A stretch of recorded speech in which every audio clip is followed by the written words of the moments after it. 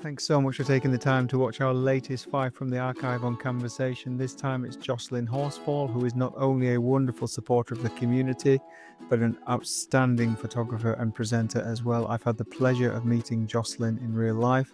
I'm sure you will enjoy hearing more about her and her wonderful images as well.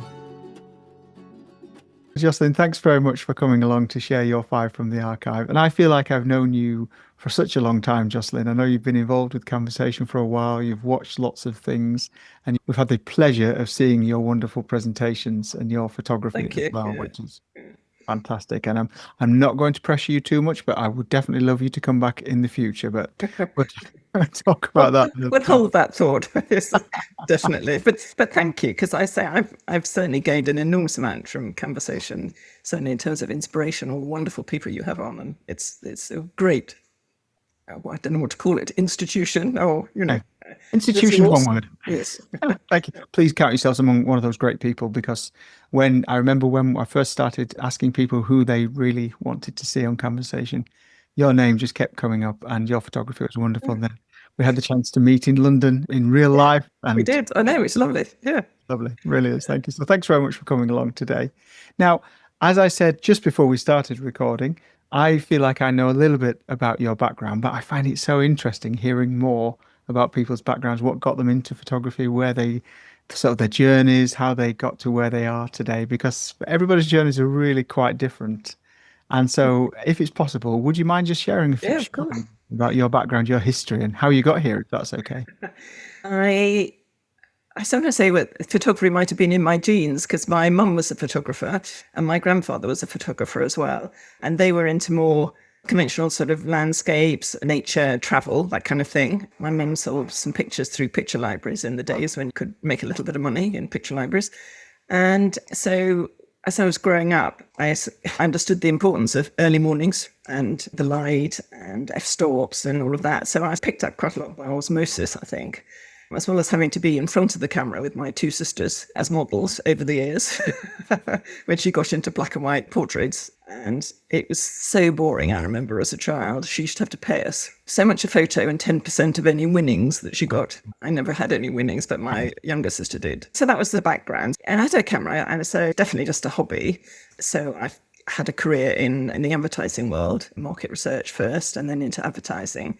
So there was creativity around, but I wasn't one of the people who actually make the ads. I was one of the people who find out what's going on with the brand or consumers, and created a brief for the creatives to write something about. So there's a bit of creativity, and you're obviously surrounded by visual stuff and stimulus.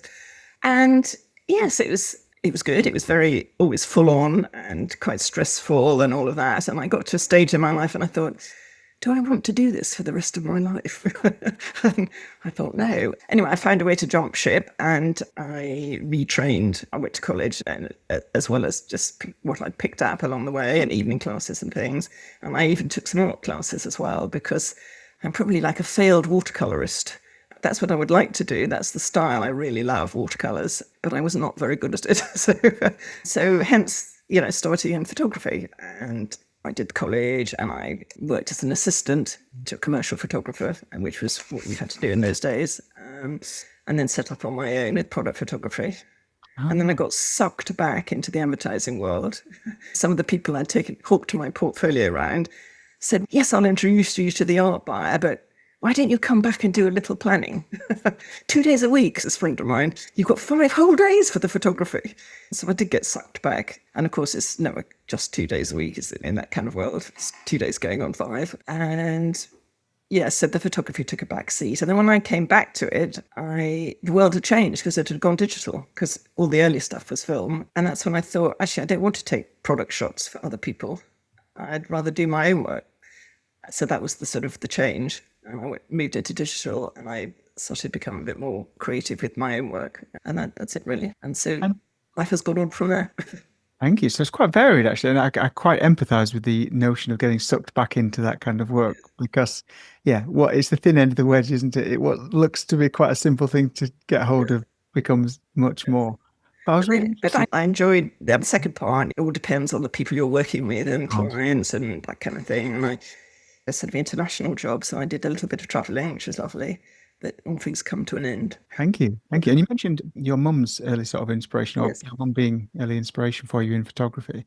And you mentioned about the fact that your mum did black and white with portraits, which is kind of the opposite to what you're doing now, isn't it? And I'm interested as to why, not necessarily why you didn't follow that path, but how it inspired you, but you didn't tread the same steps. No, in fact, the portraiture was like a sideline that she went through some camel clubs and things. So it's something she tried, but she was mainly colour and she was mainly nature and travel. She did quite a lot of travel photography. She was very realistic, her images, beautiful, obviously the light and all of that kind of thing. But some of the images that I showed her when I was going a little, less realistic, it was like, oh, okay, and what's this meant to be? Yes. So it wasn't quite her thing, the more abstract side. But that's the power of photography, though, isn't it? The idea that you can both look at certain things with similar tools, but have totally different outcomes. I think that's definitely what I think about photography, that there's so many different genres that people can follow and do their own thing and do it wonderfully. Yeah, there's room for all of us. One doesn't need to be critical about anybody, actually. Absolutely. Absolutely. Thank you. And you mentioned that just before we do your 5 from the archive, you mentioned that when you got back into it, if you like, you're in more of a digital world. Yeah. And how did that affect your approach to creativity? Because you're not bound by how many pictures there are on a piece of film then. You've got a lot more sort of leeway, Yes. I suppose. Well, that's one thing, which is great. And I think just seeing the image immediately, for me to start with, getting into digital was wonderful. So then you're in a location or got a setup or whatever, and you can see, oh, okay, that didn't work because, so if I try this while I'm here, that might work better. So you have much more opportunity rather than having to wait a week for the film to come back or for you to do the processing and to see what it is and then realize, oh, I should have done X. So that was great and helped the experimentation part of it a lot.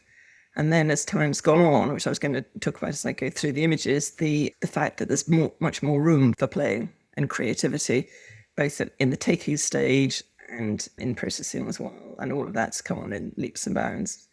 So that's really opened things up.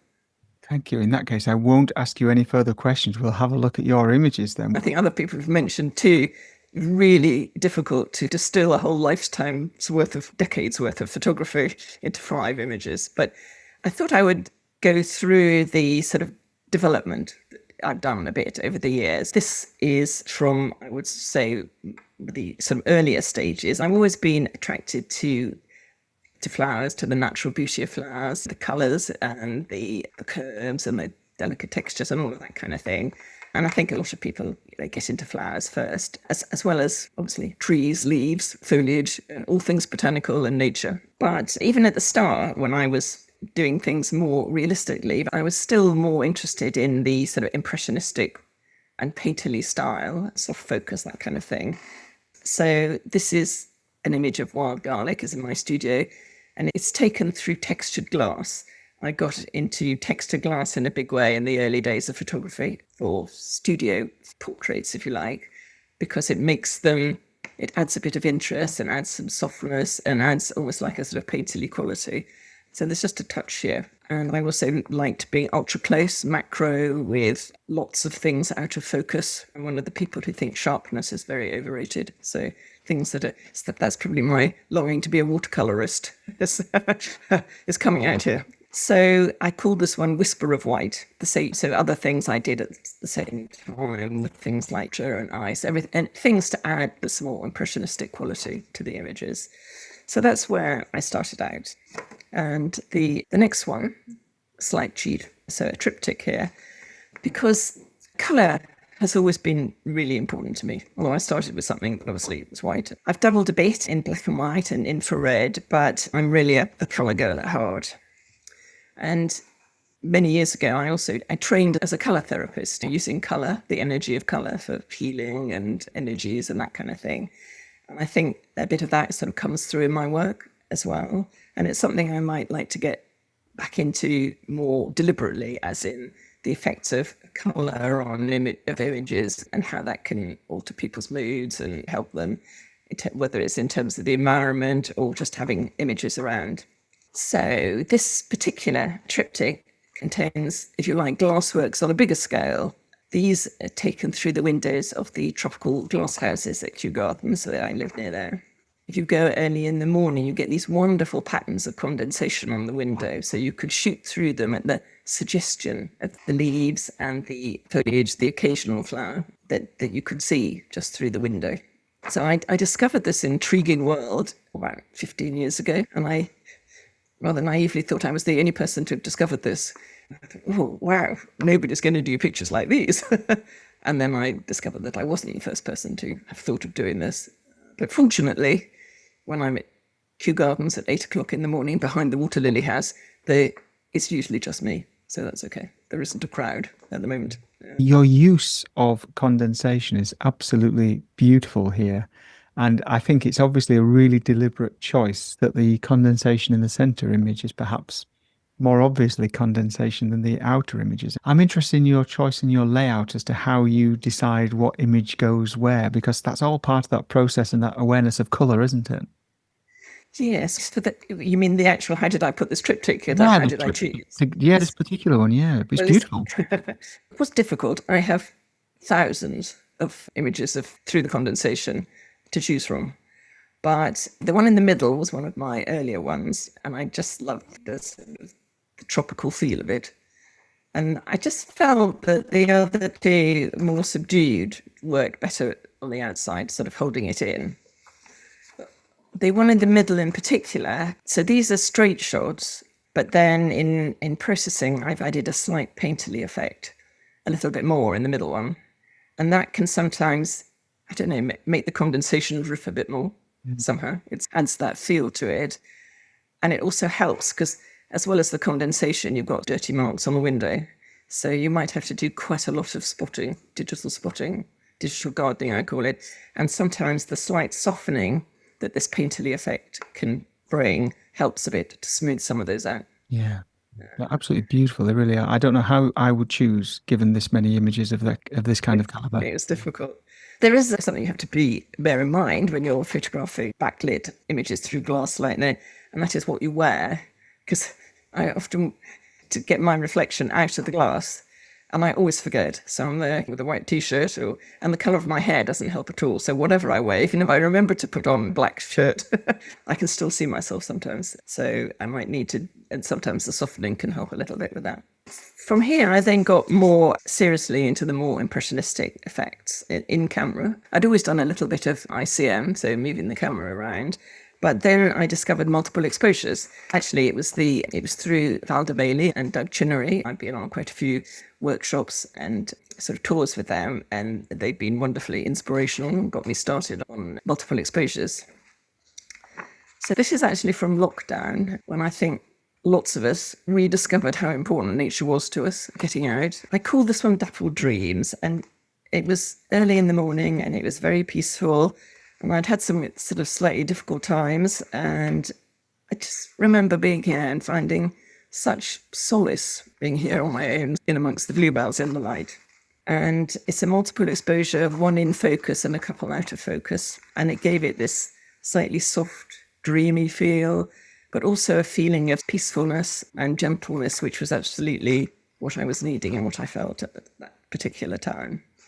And I think capturing feelings is really important, and that's part of what the more sort of creative or impressionistic photography can do with the scene, and that's what I was trying to do. So this one, I was also really pleased to get a third prize in the International Garden Photographer of the Year. With this one, Jocelyn, where you have overlaid or where you've done multiple exposure of in focus and out of focus images, is this something that is in camera, or is this something that you've perhaps modified afterwards in post-processing? Because I know when you're in that moment and you're feeling that, it can be easier to do things in camera, but obviously perhaps you've got less control. So this isn't about editing as such, but I'm just interested in your approach for that.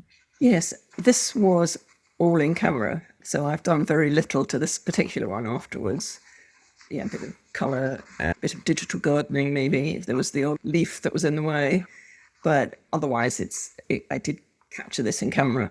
And again, there is always processing now as well, and I'm getting more into that, more at the playing afterwards as well. But this particular one, and probably when I first started with multiple exposure, I was doing more of the in-camera work. So this is one from that stage. Yeah, super. Thank you very much. Beautiful. So this is another cheat, I'm afraid.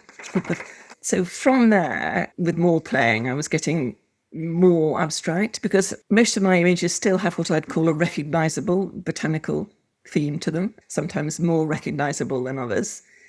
But I look sometimes at other people's more abstract work and think, oh, I wish I could do that. So I don't know whether it's something I'm going to progress with or whether this is my style. And I like the one on the right here is more abstract than the one on the left, but they're both still, you can see that they're still botanical. I chose these images to talk about because one of the things with botanical photography is you're slightly dependent on the seasons. So it's not, oh, street, it's a nice day, I'll pop up to London and find a street. If you want to do bluebells, you have to be there when the bluebells are there. So sometimes there's a little bit of pressure, as in, oh my God, the weather has been pouring with rain for weeks and the bluebells will have gone, or whatever, the blossom, or whatever it is.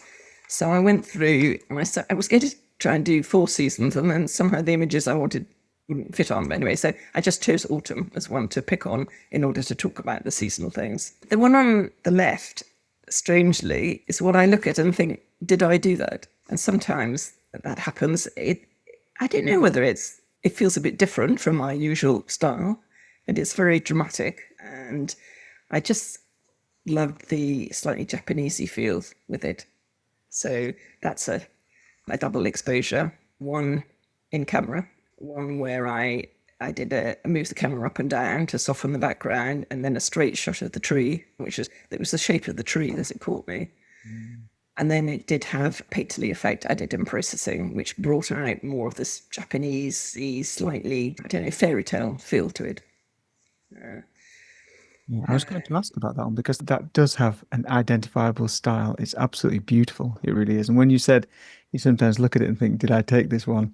That is the kind of image that I would feel the same. Was that me? Because it's such a beautiful image. And I was going to ask as to whether you printed any of these or how you display them to get it off of that digital dungeon, Jocelyn, really, because it deserves to be out there.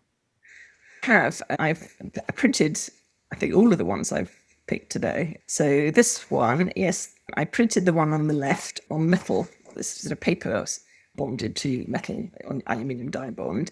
And I've sold quite a few of those, which slightly surprised me because I thought it's something, if you take it to an art fair, it would definitely stop people in their tracks. But I haven't got it on my wall here. It's a bit in your face. You'd have to absolutely know where it was going in your house if you bought it. But I have, yes, and also the one on the right, which is more recent. I've sold a couple of those too. That looks very nice printed. I've done that traditional print in a frame, in a white frame. The previous ones, the glass window ones, I printed those behind a sheet of acrylic. So they look like the windows I was looking through. So they're quite reflective, but it's actually part of the story. Such a great idea. I know, but that's another thing that we can be creative or add to the imagery with these days, which is fun. Different ways as to present them. Yeah, I'd never thought about that, but that is a really nice way of making that 2-dimensional texture into a 3-dimensional effect, isn't it? Yeah. Yes. And some people don't like it because they say it is reflective, but that's what I was looking at. And yes, I had another success with the one on the left at Potty as well. So that was very gratifying. We're not surprised, by the way. There'll be people who are watching this thinking, of course you've got successes because these are outstanding images. Thank you. Thanks, Jocelyn. The one on the right hasn't been entered for anything, but I like it anyway. The last one, you talked earlier about, did I do it all in camera or was I playing around in processing as well? So as I say, I've got a bit more into playing in processing, and so I wanted to choose something where that's what I'd done. So it's several images. So I call this is at the salt marshes down at Rye on the south coast. And I went down there and I found this lovely reed bed, and I do a nice reed. So it was a multiple exposure image with a bit of ICM of the reeds. And then I'd also done some images of the salt marsh itself. And so I was combining them in processing and see what happened. And you put different things together and scroll through blend modes, and then suddenly the magic happens and a colour appears from nowhere, or all those kind of things. And I just love the feel of this. It's soft and, yes, gives me a feel of the salt marshes from that day. Yes, and this was another winner too. They're not all winners, and I didn't choose them because of that. But when I looked at them, I thought, what shall I say about it? I thought, oh, okay, great. Yeah. Yes. The sort of territory I'm in at the moment. So I do a lot in camera, but I'm having more of a play to combine them afterwards as with some of the inspiration from some of your other wonderful speakers as well. But Thank you. it can take, there's so many rabbit holes out there around at the moment, because you could spend days just on one image thinking, well, just try this one with that one. Oh, not quite, but maybe if I try that one with that one. Yes, the days flash past. And with this one, because you mentioned earlier about your knowledge of color theory and your use Yes, of color to affect emotions or reflect emotions. Now, this has got quite a cool, in yes. my mind at least, quite a cool image color, quite a cool sort of color palette. Was that what you originally saw in your mind's eye, or is it as you began to play, this kind of predominant color came out and you thought, actually, that matches what I was feeling, or that matches what I'm going for? Funnily enough, obviously it's blue, but turquoise is on the warm side of blue. So I look at this and yes, certainly it's cooler than some of the autumnal ones and those kind of things, which are very bright.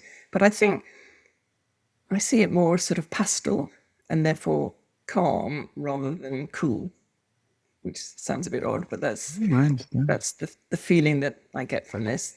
And turquoise is it's a sort of creative color, and there's a lot of clarity and brightness about it. So it's quite uplifting as a color. Thank you. And on the editing point, this is not an Yes, editing podcast, but on the editing point, when you said getting lost down those rabbit holes, yes, which we've all got lost down, yes. and you lose days, how long, can I ask you how long you did spend together, or Can't is that a remember. dangerous question? It was last year. I don't. It was hours rather than days. Yeah. I Okay. think this one. Okay, because yes, I wasn't doing.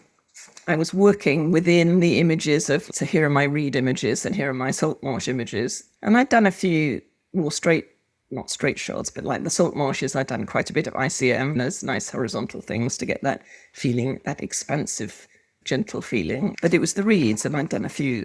I've got a few reed shots as well that I quite liked. I just thought, what would happen if I tried to combine them? Beautiful. So I think it was, yes, it wasn't days. Yeah. Well worth it. Absolutely stunning shot. And with regards to going back and the notion of printing on Yes, things or materials which match. yes. You may already have this printed, but if you haven't got it printed, what would you look to print it on, kind of surface wise, texture wise? What would be your ideal? It's really interesting. That's a really good question. I hadn't thought about that. I've printed it traditionally, so on fine art paper, and framed it in just a white frame.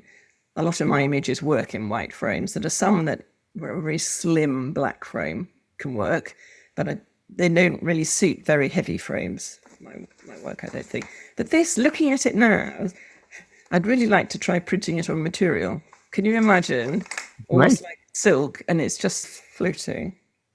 I just think that would be a rather nice effect. Now we've recorded that, you're going to have to try it. I am, because you're going to say, Yeah. have you tried it? Yes, but it's very interesting. Yes, definitely more to do with this one. Well, In what a terms of great printing. starting point, though. I mean, it's a beautiful, everything. I haven't counted how many individual images you've shown us, but I'm taking 5 slides as five, Yes, so that's yes, fine. We're fine with those. But thank you yes. so much for sharing these. My pleasure. Is this your most recent as well, out of interest? Have we gone along chronologically? Vaguely chronologically, it's not my most recent. The most recent is one of those autumnal ones. The one on the right is probably my most recent. Yes. But oh God, I've got all these ones I've taken this year. All the wonderful blossom we've had this year, but in terms of telling the story, that's why I don't know whether it's I say very difficult to just use for life. And that makes one of my questions I was going to ask, and feel free to ignore or choose not to answer it. It's fine. Yes. Is what was your criteria from thousands of great images? What was your criteria to As I say, I think I wanted to tell a slight development story, as in simpler images to begin with, but still quite painterly and impressionistic, and then into the sort of multiple exposures, and then into playing more with processing. So if you think that's vaguely my development in terms of work, although obviously I still do all of them, that was the theme. That gave me some structure to try and reduce them. Yeah. One of the things I was going to say is as well is, have you ever gone back or ever tried watercoloring or water painting rather, because you mentioned that you felt like you were a failed watercolorist. Yes. Strangely, it was at the end of last year, I did go to just a day watercolor locally. Something popped up, and so I went along to it, and I loved it. But I haven't done any more since. So, and perhaps I need to somehow squeeze in more watercolor classes. And among everything else you're doing. Yes. There was somebody, it's like, what am I doing? But the days are full. And obviously, I don't want to sit in front of the computer all day, particularly when the weather's wonderful. So that's quite challenging with all the, not just the processing, but everybody else's wonderful talks and things. I know, but I do appreciate the fact you support and you come to so many as well. I really do. Some of the things I left out in terms of the development was all the, so during lockdown, I got into sort of iPhone photography in a big way. As a group of us who we're all photographers, and to make it more difficult, we said you've got to take the image with your phone and you've got to process it on your phone. So that was one image a week for 52 weeks. So I suddenly had to discover all these apps. So that was great. That was a whole new learning curve, and that was fun too. So they all fell by the wayside. And what was the other one? Oh, infrared. Yes. As I say, I don't do a lot of monochrome, but I do some infrared and have some fun with that. But again, it's part of the kind of, how many cameras or lenses do you take out with you? If you just think, I'll just go to Richmond Park today, I don't actually want to take millions of cameras or millions of lenses. And my infrared system is different from my color system. It's about the complexity. Yes. Thank you so much. Now, Jocelyn, did you have anybody that you wanted to recommend that we looked at as well? A lot of your speakers have been wonderful inspirations, and a lot of the people that I've met on some of the workshops I've been on, I couldn't just choose one because there are so many of them that are absolutely amazing photographic artists in different ways. And a lot of you look at their images, oh God, I might as well give up. When you have that with some people, the comparison thing, I thought, I can't just choose one of those. But so what I did is something just popped up on my Instagram feed recently, somebody I never heard of before, and I just loved her work. So I did just pull off a couple of images, and I don't know whether you've heard of her before, but let me just... So a lady called Kathy Joubert, and her Instagram handle is I love it here, with underscores between each, and then SA for South Africa. So she's from South Africa. And yes, so all these wonderful images that come up on Instagram, suddenly some stop you in your tracks. And these ones definitely stopped me in my tracks. So that was just one I've seen recently of all the many wonderful image makers out there. This is beautiful work as well, isn't it? Isn't it? Yes. It really is. Thank you so much for recommending Kathy. I think I may reach out and say hello and let her know that we've chatted about her today as well. Yeah. So, Jocelyn, thank you so much for coming along today and sharing your 5+ from the archive. No, sorry. That's fine. I won't judge. And it's always a pleasure to see your work and hear about your background and hear about your photography as well.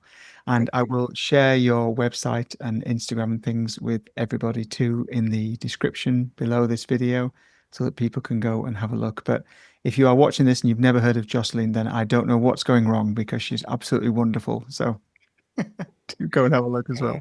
Thank you, Mark. It's been a real pleasure. And yes, thank you for all the nice comments. It's lovely. Lovely to be part of your community. Oh, you are it. You are the community. And I'm looking forward to seeing another presentation from you in the future, because we love it so much. But thank you very much, Jocelyn. Thanks, Mark. Thanks. Bye-bye.